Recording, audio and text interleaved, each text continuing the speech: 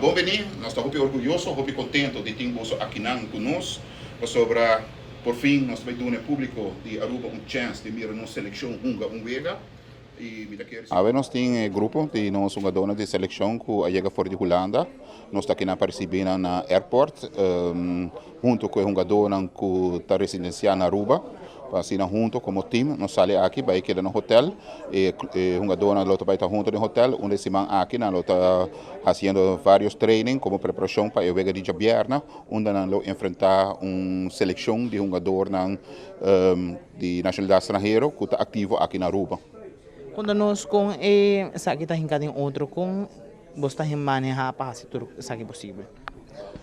Bom, nós temos FIFA Window esse man aqui, você está pondo que o tour campeonato tá para, você está fazendo possível que nós paguemos uma dona aqui fora de Holanda para bem reforçar nossa equipe, para junto nós formar a seleção de Aruba e dar uma oportunidade para a seleção aqui treinar junto contra uma equipe muito forte.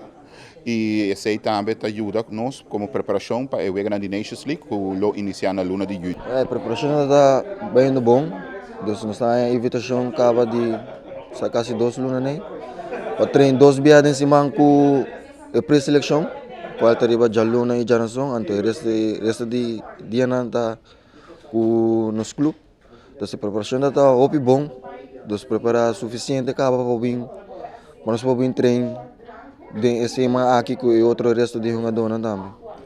Na final, eu tenho uma pessoa para agradecer, para ajudar se sabe possível. Com a eu tenho a seleção e uma invitação no povo de Aruba. Seguro. Também mês. Dus nada para mim, dus na minha dedicação que me tenho também para o esporte, dus me da seleção aqui. Seguro minha família e tudo o resto ainda que está apoiando, pois assim não sabe não pode lograr, então seguro que era invitar todo o povo de futebol que está aqui, o futebol na Aruba, para vir presenciar o que nós temos já vieram aqui. 3 horas da tarde nós check-in em hotel. E no hotel nós estamos aqui para receber 10 futbolistas que estão em Holanda. Quando nós, que exatamente você vai fazer no momento que não chega e com a preparação para essa aqui?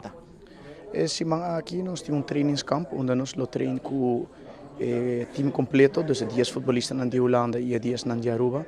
Nós preparamos para a Nations League, que toma lugar na Juni. Aqui é um training camp, onde nós treinamos 2 dias por dia. E já viernes nós tínhamos partido contra uma dona internacional ativo na Aruba. Você tem pessoas que agradecer para ajudar a fazer isso possível?